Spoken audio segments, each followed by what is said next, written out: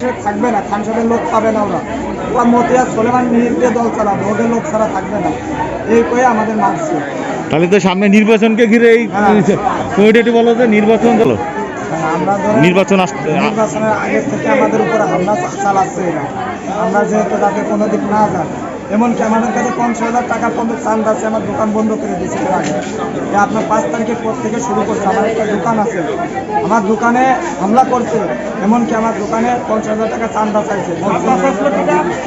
চাঁদা না দেওয়ার কারণে বলছে যদি তোরা চাঁদা না দিস তোরা কোনো দলে তো যাতে পারবে না, এমনকি তোদের হাতটাও থাকবে না, চাঁদা দিলে তোদের কিছু বলবো না।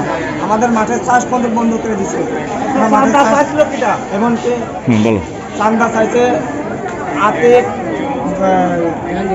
জাহাঙ্গীর, সোলেমান, কামরুল, মিহির, এমনকি ফরাদ পুরো আমলিকের লোক, কিন্তু আমাদের উপরে খুব অত্যাচার করেছে। বিএনপির সাথে মিশে ওরা আমলিকের লোক বিএনপিতে মিশে নিয়ে এই অবস্থা করতেছে আমাদের।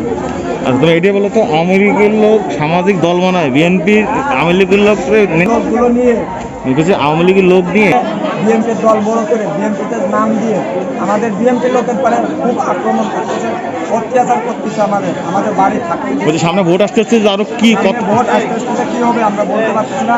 আমরা এর বিচার চাই, আমাদের খান সাহেবের মোনার খানে বলি এর যাতে সুস্থ বিচার করে, সে কোনো পদক্ষেপ নাই, এমনকি এই দুর্গতি আমাদের না দেখতে হয়।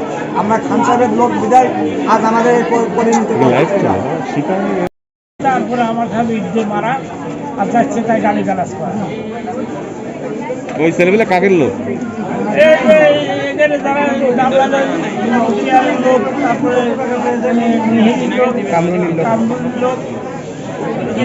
ওনারা একটু নিয়ে আসেন, ভাড়া করে নিয়ে আসেন।